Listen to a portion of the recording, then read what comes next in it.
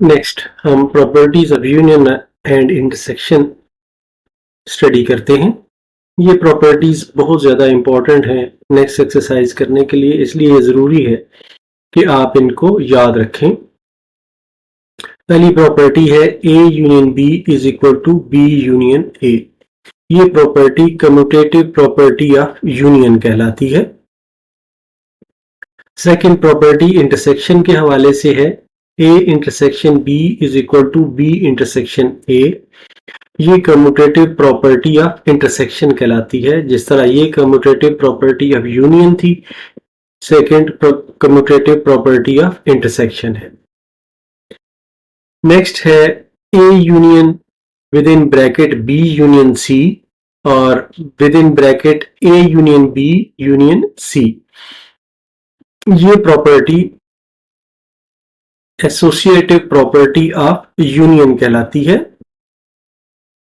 इसी तरह जिस तरह ये यूनियन की प्रॉपर्टी थी, इसी तरह इंटरसेक्शन की प्रॉपर्टी है A intersection within bracket B intersection C is equal to A intersection within bracket intersection C। ये एसोसिएटिव प्रॉपर्टी ऑफ इंटरसेक्शन कहलाती है।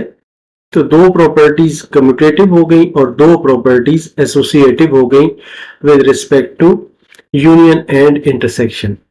अब नेक्स्ट हैं दो प्रॉपर्टीज जो डिस्ट्रीब्यूटिव प्रॉपर्टीज कहलाती हैं। इनमें तो यूनियन ही था थ्रू आउट, अब यहाँ पे यूनियन और इंटरसेक्शन भी है।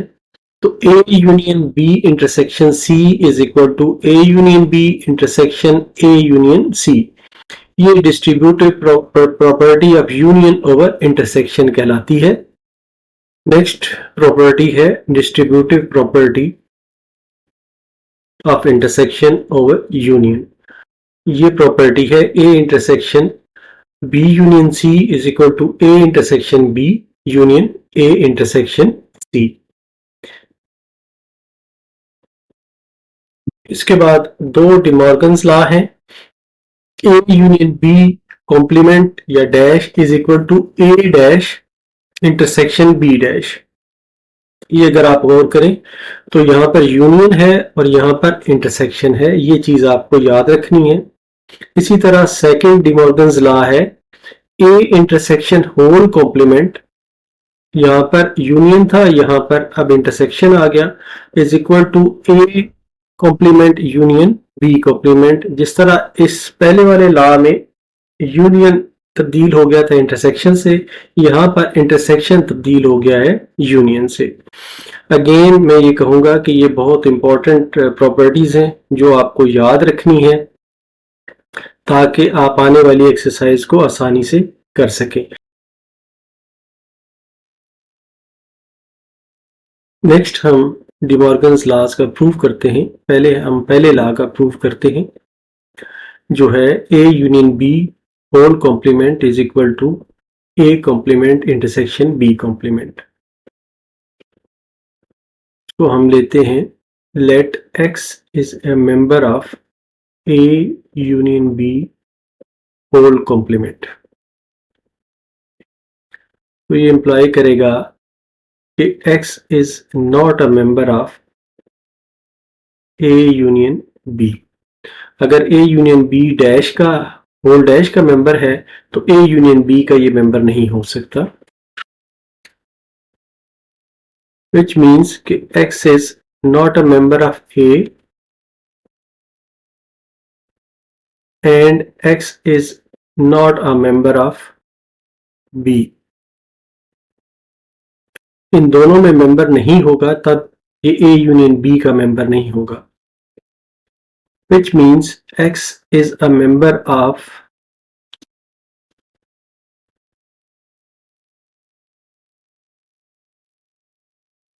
A dash and X is a member of B dash। अगर A का मेंबर नहीं है तो A डैश का मेंबर होगा और अगर B का मेंबर नहीं है तो B डैश का मेंबर होगा।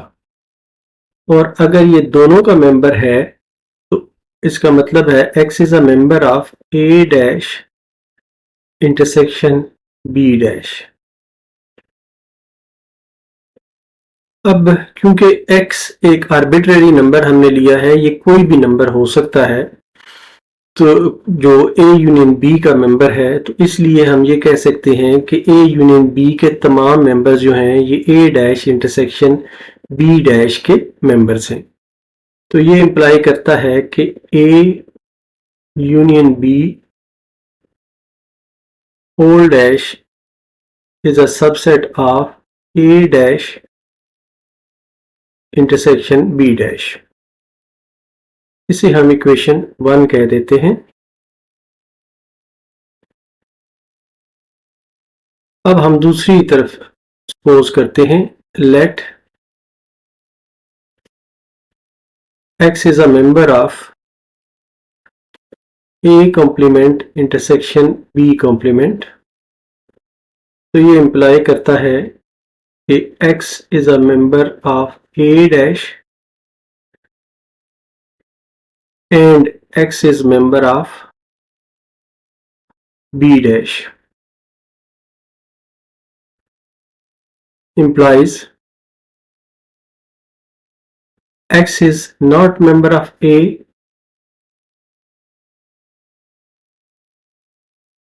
and x is not member of B, implies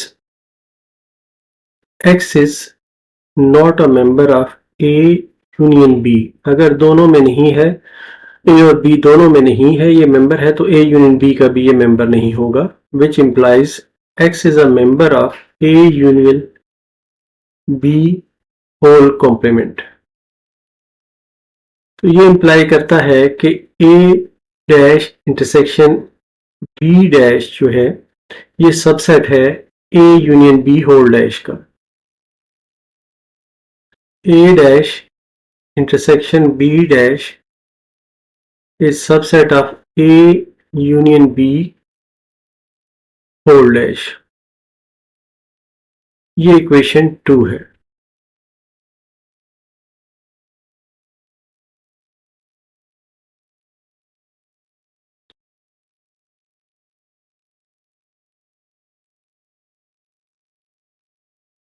From equation 1 and 2,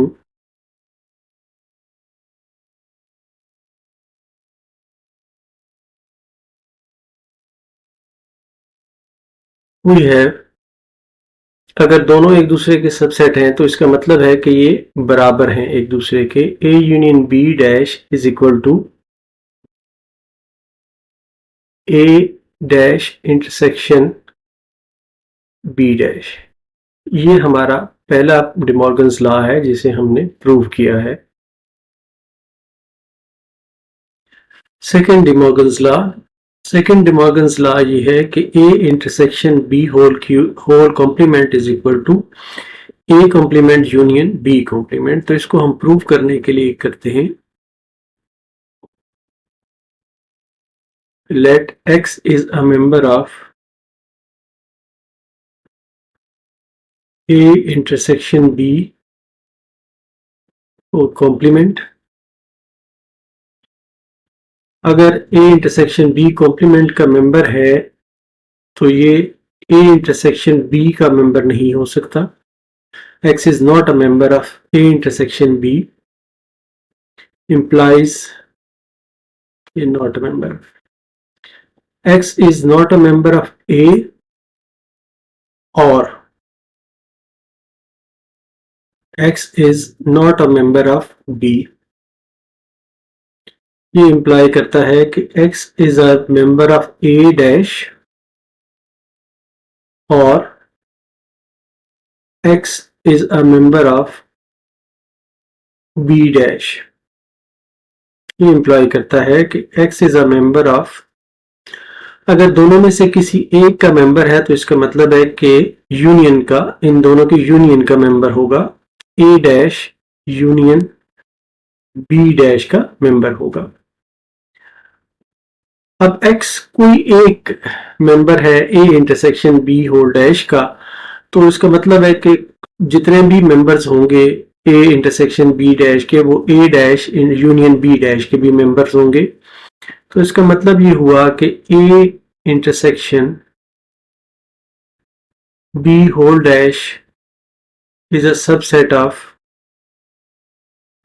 A dash union B dash, इसको हम इक्वेशन 1 कह देते हैं। अब नेक्स्ट हम राइट हैंड साइड को लेते हैं और सपोज करते हैं कि late x is a member of A dash union B dash। तो ये इंप्लाई करता है कि x is a member of A dash और x is a member of B dash, x is not a member of A और x is not a member of B।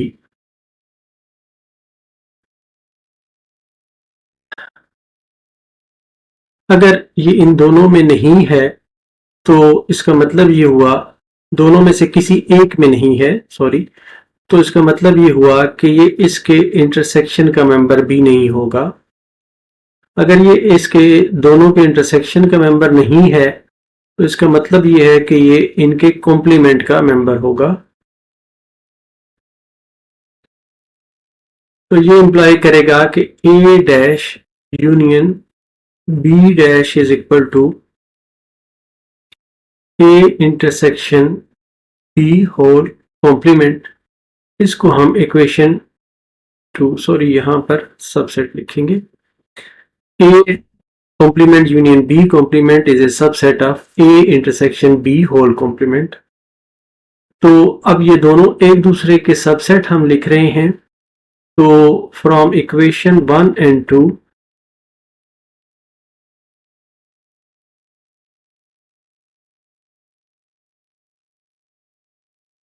हम ये कह सकते हैं कि A intersection B complement is equal to A dash union B dash। यही हमें prove करना था, डी मॉर्गन्स लॉ।